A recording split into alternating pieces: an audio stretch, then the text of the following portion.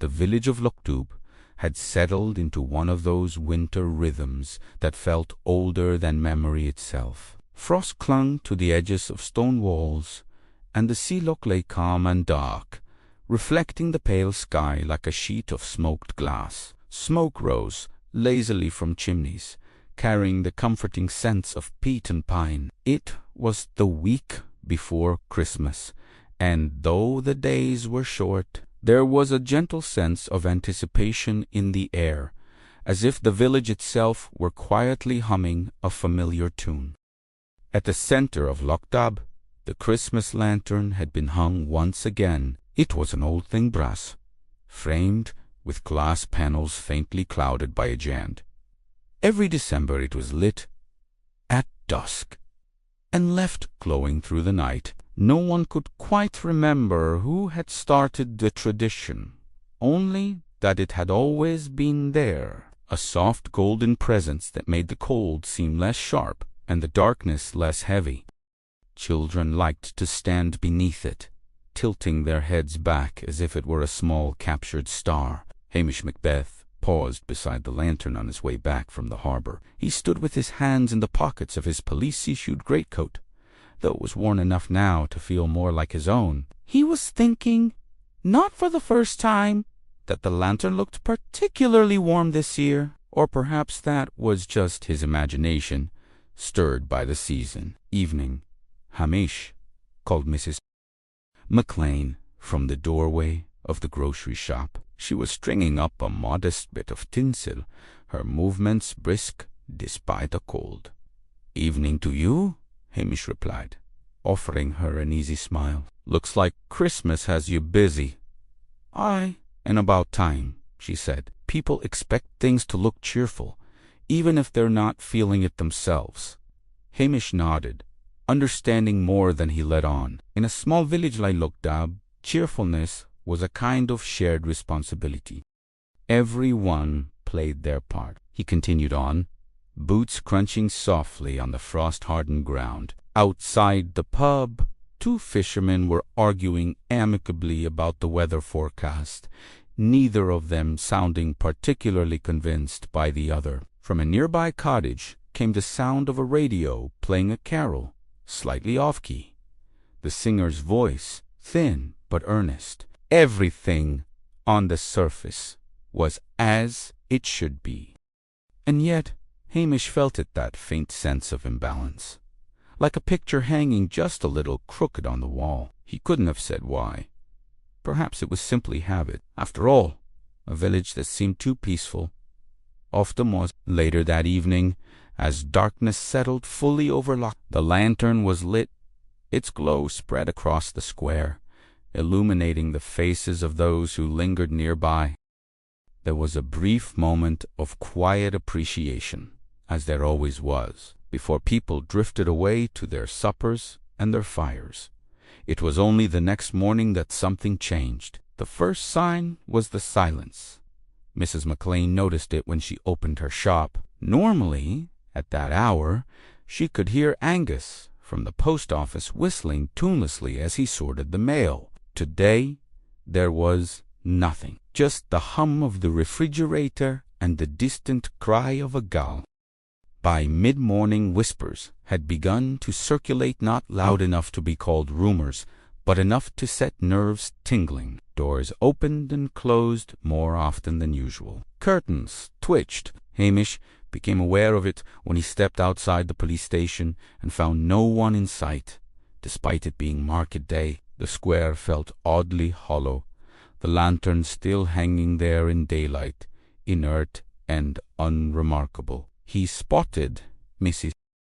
Harris standing near the bench, her hands clasped together so tightly her knuckles had gone white. "Everything all right?" he asked gently. She hesitated, then shook her head. It's just that something's not right, Hamish. I can feel it." He studied her face. Mrs. Harris was not given to them. If she felt something was amiss, it usually was. "Why don't you tell me what's worrying you?" he said. She leaned closer, lowering her voice. "It's about Mr. Fraser." Hamish's expression didn't change, but his attention sharpened. "What about him?" "He didn't come home last night," she said, "and he never misses his supper." "Not ever?" Hamish nodded slowly. Mr. Fraser was a solitary man, but predictable to a fault. He liked things a certain way, at a certain time. Deviations were rare. "I'll have a word with him," Hamish said. "Probably just stayed over with someone." Mrs. Harris looked unconvinced, but she nodded anyway. By the time Hamish reached Mr. Fraser's cottage, the sense of unease had deepened. The door was closed, as expected, but the curtains were still drawn tight. Even though it was nearly noon, Hamish knocked once, then again. There was no answer. He did not force the door. That wasn't his way, and besides, something told him there was no hurry, not yet. Instead, he stood there for a moment, listening. The cottage felt empty in a way that was difficult to define, like a room after a conversation had ended. As he turned back toward the square, he noticed the lantern swaying slightly in the breeze, though there was hardly any wind at all. It was then Hamish understood that whatever had happened in Lochdubh had done so quietly, slipping into the village like a shadow at dusk.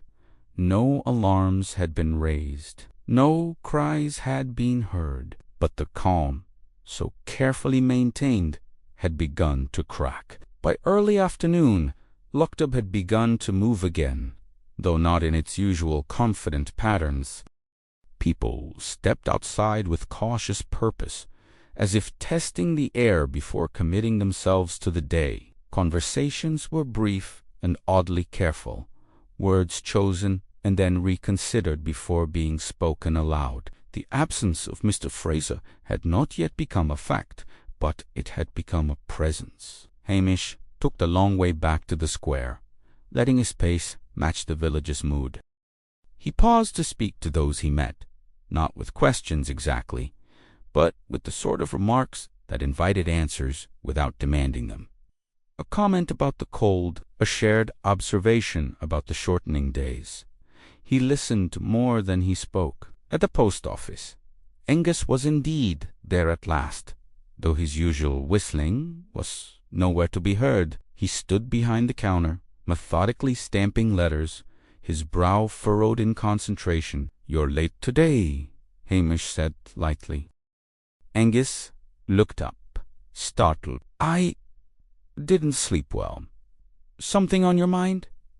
Angus hesitated, then shrugged. "Just dreams. Silly things." Hamish didn't press. Dreams in Lochdubh were rarely just dreams, but people came to their truths in their own time. Outside, the sea had darkened, the tide pulling away from the shore with a low, patient sound. A few villagers had gathered near the harbor, not speaking much, simply standing together as if proximity alone might settle their nerves. Hamish joined them for a moment, gazing out over the water. "He always walks along here after supper," said one of the fishermen, not looking at Hamish. "Same route." "Same time." Hamish nodded. "Did you see him last night?" The fisherman shook his head. "No, and I was out late.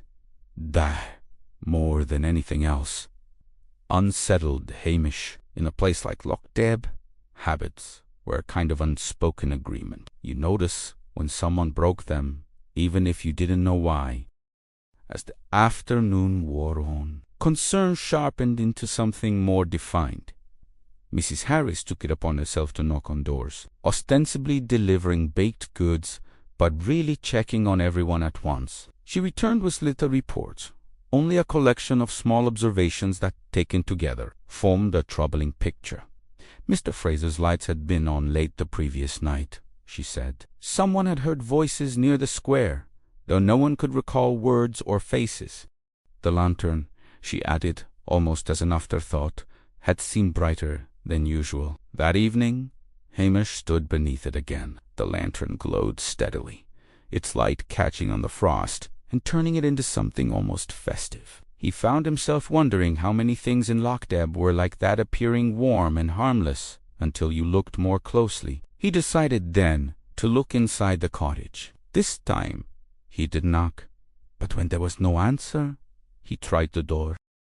It opened easily, swinging inward with a soft creak. Hamish paused on the threshold, taking in the familiar scent of peat smoke and furniture polish. Nothing appeared disturbed. The room was tidy, just as Mr. Fraser always kept it. On the small table by the window sat a half-finished mug of tea, cold now, with a thin skin forming on the surface. Hamish frowned. Mr. Fraser never left tea unfinished. He did not search. Not really. He walked slowly through the cottage, noting what was there and what was not. Mr. Fraser's coat was missing. So were his boots. That suggested he had gone out willingly, at least at first. In the bedroom, the bed was neatly made. No sign of a struggle. No sign, in fact, of anything at Alex for a faint sense of abandonment, as though the space had been left mid. Hamish left the cottage, much as he had found it, locking the door behind him. Outside, dusk was falling again, the sky streaked with pale pink and grey. The lantern was already lit, its glow marking the center of the village like a quiet promise. By now, everyone knew. They didn't say it outright, but the way people gathered, the way they spoke in lowered voices and glanced toward the square, made it clear that Lochdubh had crossed some invisible line. Mr. Fraser was no longer simply missing. He was absent in a way that demanded explanation. That night, Hamish paid close attention not to alibis or timelines, but to the way people behaved, who avoided eye contact, who lingered longer than usual beneath the lantern, who seemed oddly relieved. He noticed, too, how the lantern drew people in. One by one, they passed beneath it, pausing briefly, as if paying respects to something they couldn't quite name. The light softened their faces, revealing worry, guilt, confusion sometimes, all at once. Mrs. McLean stood beside Hamish for a while, both of them watching the square. "It's a strange thing," she said quietly, "how something so small can change the feel of a place." Hamish glanced at her. "Small things usually do." She nodded. "You'll sort it." "Hamish, I'll listen," he said. "That's usually enough." As the village settled into an uneasy sleep, Hamish remained awake, turning over the day's impressions in his mind.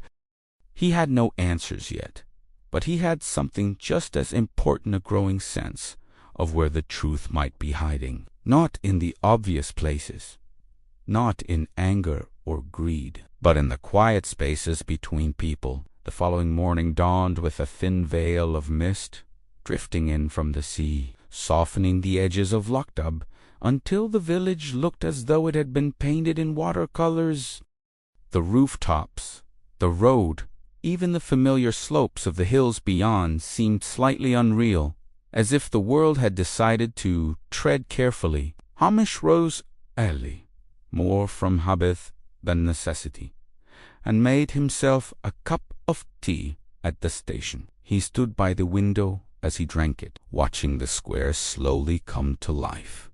Mrs. McLean arrived first, keys jangling as she opened her shop. Soon after, Angus crossed the square with his head down, shoulders hunched against the cold.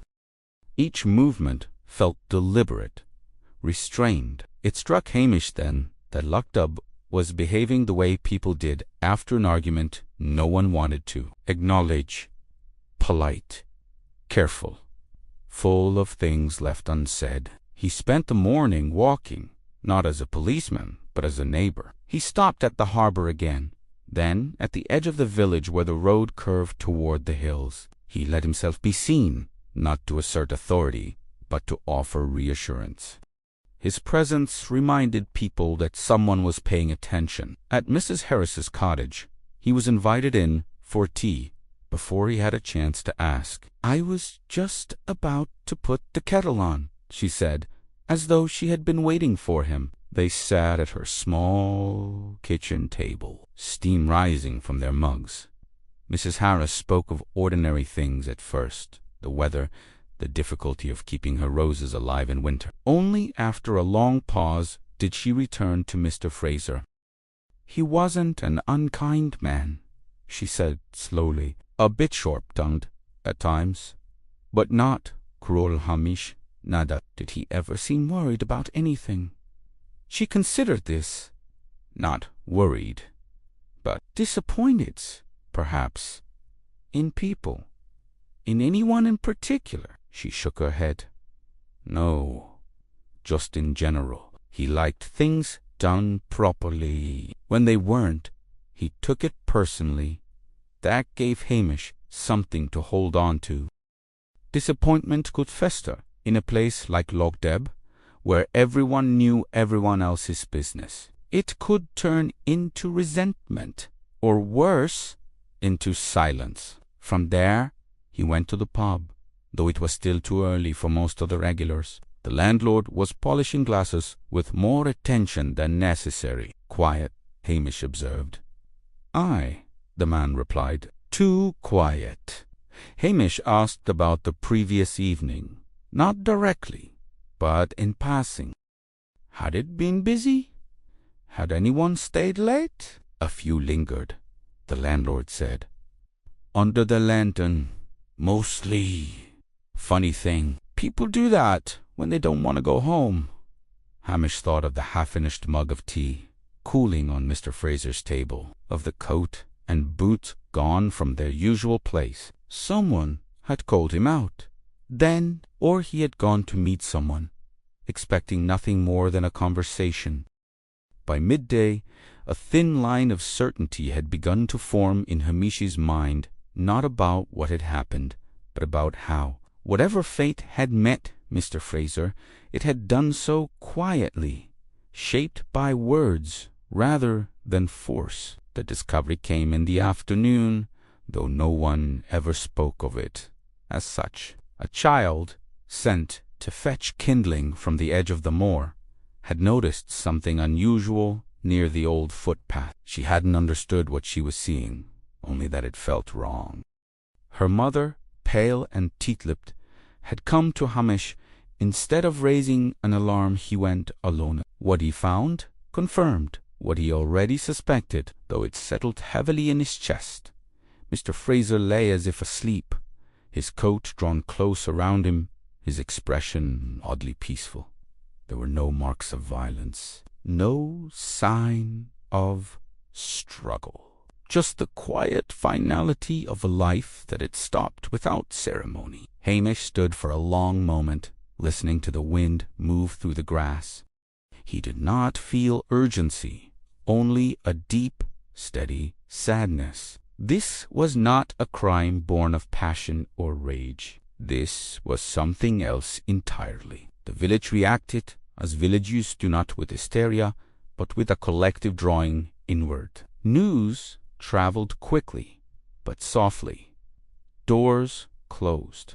Fires were stoked. People spoke in murmurs, their voices tinged with disbelief. Hamish made arrangements with a minimum of fuss. There would be no spectacle. Mr. Fraser would be treated with the dignity he deserved.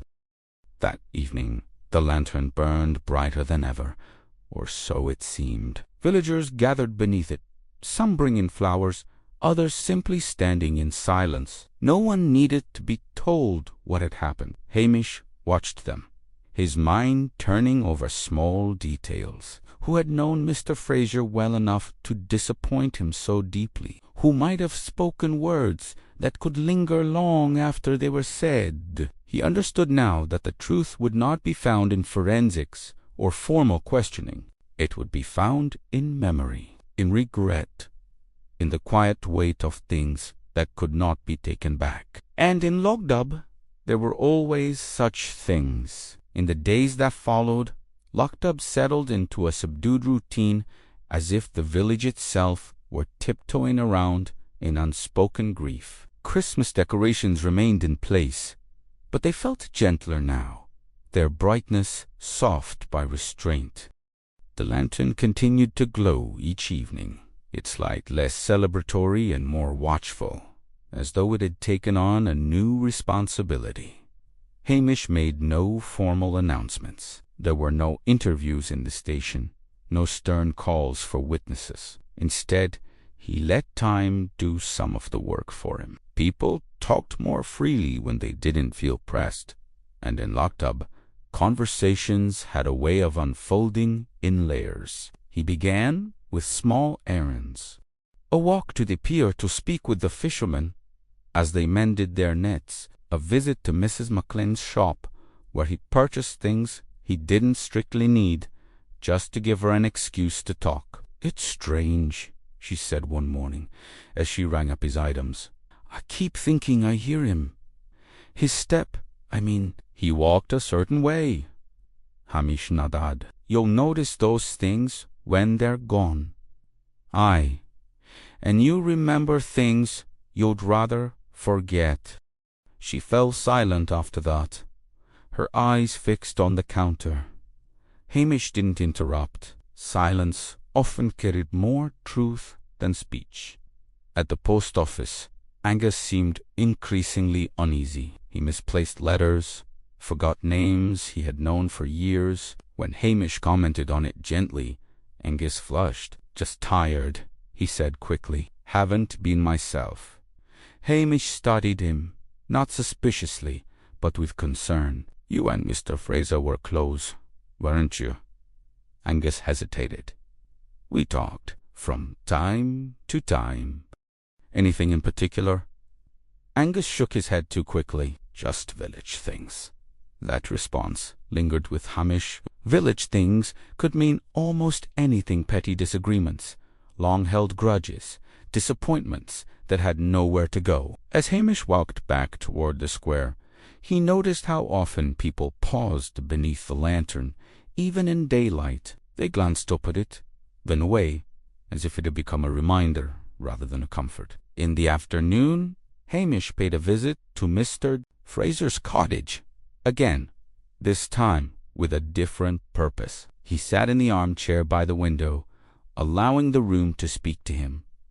The furniture was worn but well cared for. Books lined the shelves, their spines cracked from frequent reading. One volume lay open on the small table, a book of local history. Hamish scanned the page, noting the margin notes written in a precise hand.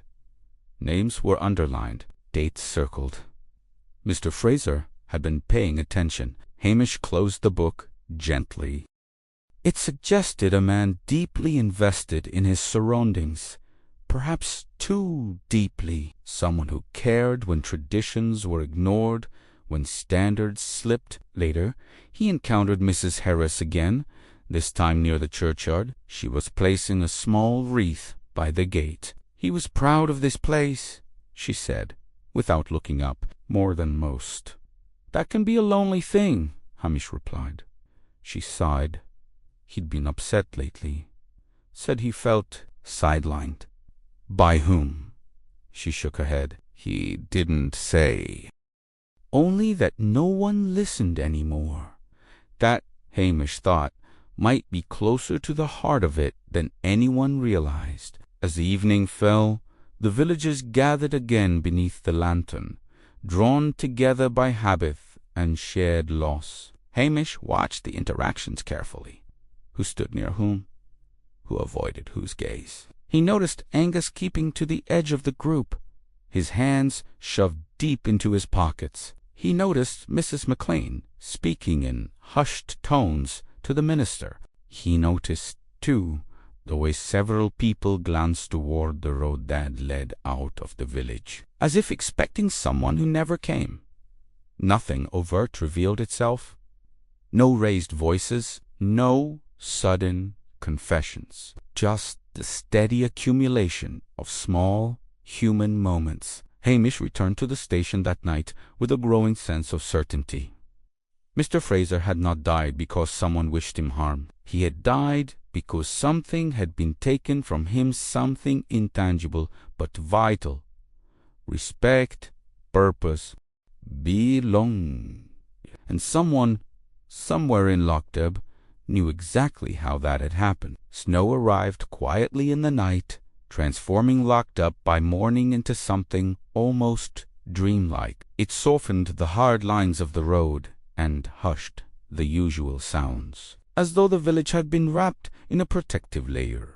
Children were the first to venture out, their laughter tentative at first, then more assured as they tested the snow beneath their boots. Even grief, it seemed, paused to watch.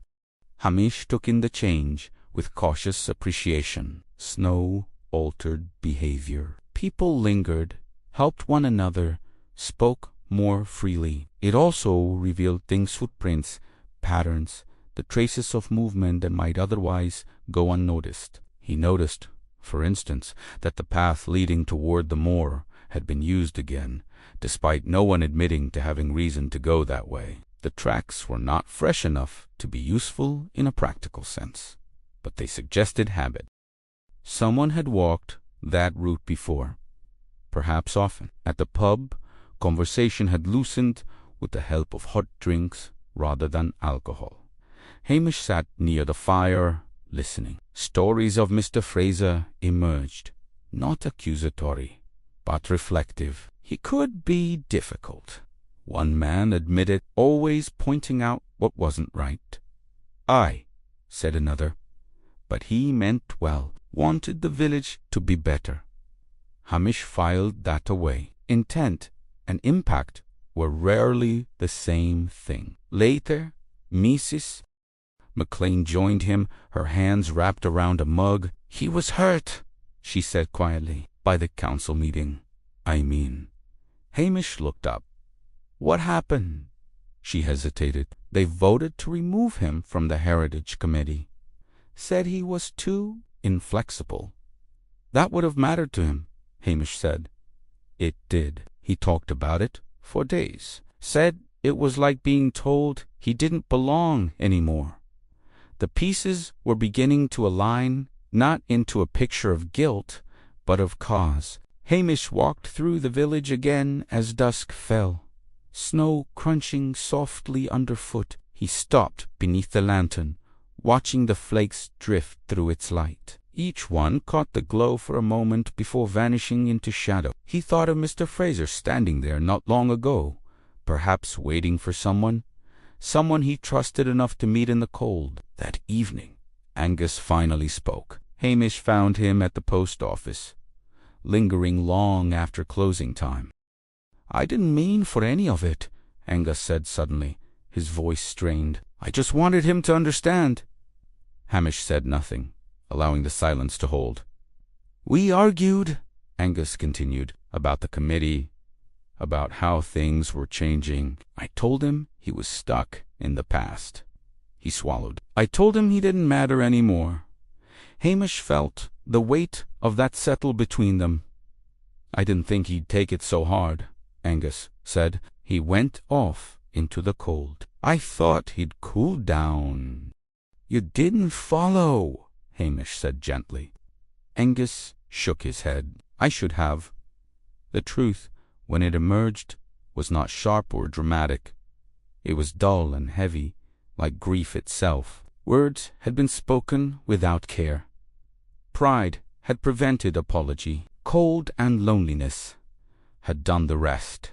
There would be no arrest, no trial, only understanding and a quiet reckoning. That night the lantern burned on, steady and warm, as if holding the village together. The understanding did not bring immediate peace.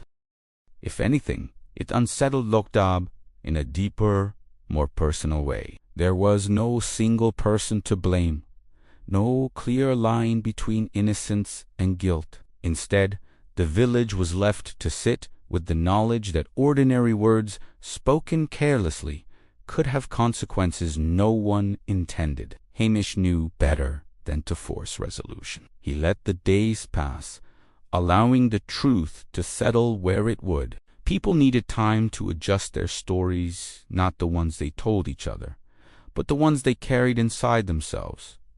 Angus did not come into the square much after that. When he did, his eyes stayed fixed on the ground, as though he were afraid of meeting the lantern's light. Mrs. McLean brought him meals, leaving them quietly by his door. No one spoke openly of blame, but the village's empathy shifted, becoming heavier, more deliberate. Hamish visited Angus one evening, not as a constable, but as a neighbor. "You didn't set out to harm him," Hamish said, once they were seated. "That doesn't change what happened," Angus replied. "No," Hamish agreed, "but it changes what comes next." Angus looked up then, uncertainty flickering across his face. "What comes next?" he asked. "That's for the village to decide," Hamish said, "and for you." Outside, snow continued to fall in gentle intervals, never quite enough to disrupt life, but enough to remind everyone of winter's presence. The lantern remained a focal point, its light now associated not just with comfort, but with remembrance. A small service was held without fuss. No speeches, just quiet gathering. Hamish stood among the villagers, not apart from them. He listened as they shared small stories about Mr.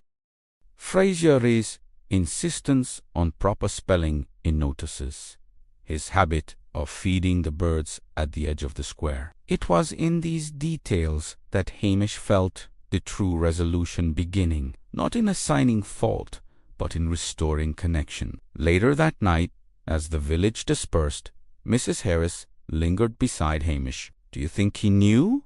she asked. "That we cared?" Hamish considered the question.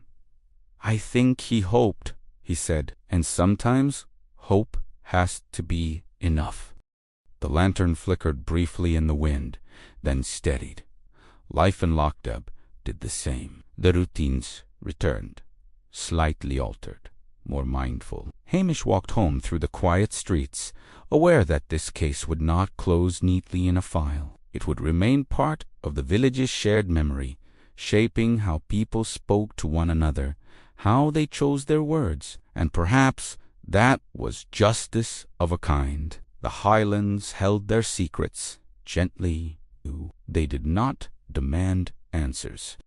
They offered lessons instead, for those willing to notice. As he reached his door, Hamish glanced back toward the square. The lantern glowed on, patient and enduring, as if it had always been waiting for the village to catch up to its quiet wisdom. With the worst of the snow melted and the days inching, almost imperceptibly, toward longer light, Lochdubh resumed its rhythms. Not quite as before, something had shifted, but close enough that the difference was felt more than seen. People smiled a little longer at one another. Conversations paused where once they would have rushed on. The village had learned, in its own way, to listen. Hamish observed these changes from the margins. He took his walks, checked in where he was needed, and otherwise allowed the village to heal itself. Yet he remained alert to the subtle tensions that lingered beneath the surface. For Lochdubh, like any small place, did not simply forget.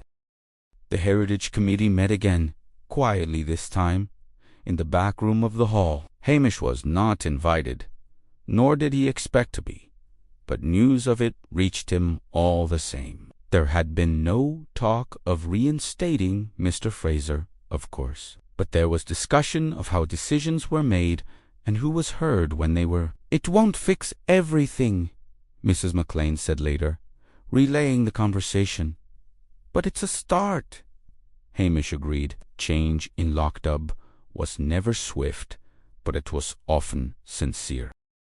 Angus began to emerge cautiously from his isolation. He returned to the post office, moving through his duties with care, as if each letter required his full attention. Villagers greeted him politely. Some lingered to speak. Others did not. All of it was accepted without comment. One afternoon, Hamish found Angus beneath the lantern, standing alone. "It's strange," Angus said, not turning as Hamish approached, "how that light feels different now." Hamish joined him, looking up at the familiar glow. "It hasn't changed," he said. "We have." Angus nodded. "I keep thinking about what I could have said differently." "So do most of us," Hamish replied. They stood there for a moment, the silence companionable rather than heavy. In the evenings, children returned to the square, their laughter tentative at first, then unrestrained. They ran beneath the lantern, their breath fogging in the cold air. Watching them, Hamish felt a cautious optimism take root. Life, after all, insisted on continuing, yet beneath the comfort there remained an awareness that not all wounds were visible. Some villagers still avoided certain conversations. Some still carried regrets they would never voice. Lochdubh's peace was real, but it was layered like the landscape itself. Hamish understood that this, too, was part of the village's character. The Highlands did not erase their histories. They absorbed them. As Christmas drew nearer, preparations resumed with renewed intention. Decorations were adjusted. The lantern was polished, its glass wiped clean. These small acts felt almost ceremonial, as though the village were attending to a shared symbol. On Christmas Eve, Hamish walked through the square late at night. The village was quiet, wrapped in anticipation. He paused beneath the lantern, listening to the distant sound of the sea. Somewhere beyond the hills, storms would come and go. Lives would change. Secrets would form and fade. But here, in this small circle of light, Lochdubh held steady, aware now of how fragile its calm could be and how precious. Hamish turned toward home, knowing that while this chapter had found its ending, the story of the village never truly would. Christmas morning arrived without ceremony, as it always did in Lochdubh. There were no bells, no crowds, only the pale light slipping over the hills and settling gently on the rooftops. Smoke rose from chimneys in thin, steady columns, and the village smelled faintly of baking bread and peat fires. It was the kind of morning that encouraged reflection rather than celebration. Hamish rose early and stood for a while at his window, mug of tea warming his hands. He watched Mrs. McLean cross the square with a basket balanced on her hip, her pace unhurried. A little later, 2 children followed, dragging a wooden sled that scraped softly against the frozen ground. The sounds felt carefully placed, as though the day itself were mindful of where it stepped. By mid-morning, people began to gather beneath the lantern, not out of any shared plan, but because that was where one naturally went. The lantern was lit, even though the daylight made it unnecessary. No one questioned it. Some traditions didn't require explanation. Hamish lingered at the edge of the square, observing the village had reassembled itself in subtle ways. Conversations overlapped gently, never quite rising above a murmur. There was laughter, but it was quieter than usual, shaped by awareness rather than restraint. Mrs. Harris approached him with a parcel wrapped in brown paper and tied with twine. "We're leaving this at Angus's," she said. "No card." Hamish inclined his head. "That's kind of you." "It's necessary," she replied, simply. These small gestures had become the village's language now.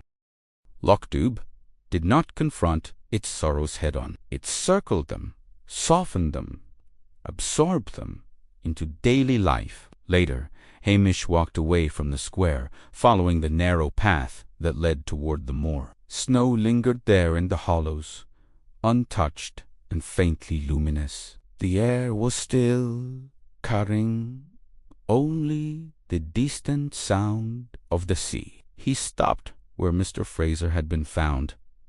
There was nothing to mark the spot, no sign that anything unusual had ever happened there. And yet Hamish felt the weight of it, the quiet finality.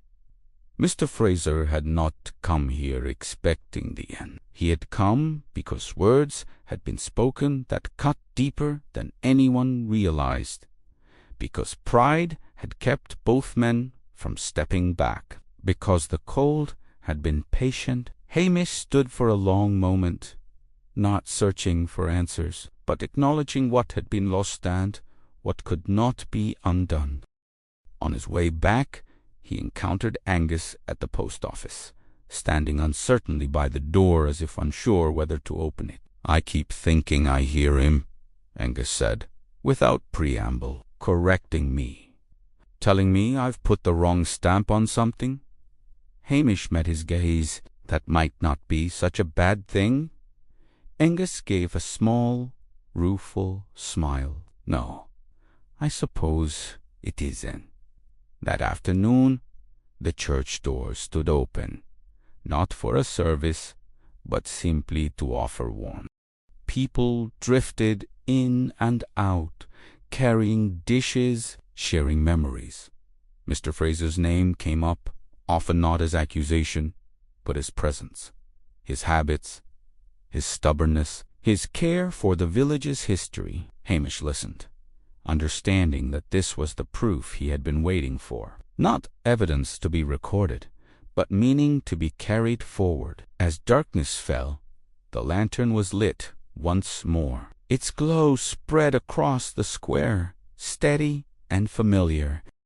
Hamish stood beneath it, surrounded by the quiet murmur of voices, and felt the case settle into its place, not closed exactly, but understood. Lochdubh had not uncovered a mystery so much as it had recognized itself, and that, Hamish knew, would linger long after the season had passed. The days after Christmas slipped by with the unremarkable grace of ordinary time returning to its place. Decorations were taken down slowly, never all at once, as if the village were reluctant to let go of the light they had borrowed from the season. The lantern remained, of course. It always did. But now it felt less like an ornament and more like a quiet witness. Hamish found that people spoke to him differently, not with fear or expectation, but with a kind of shared understanding.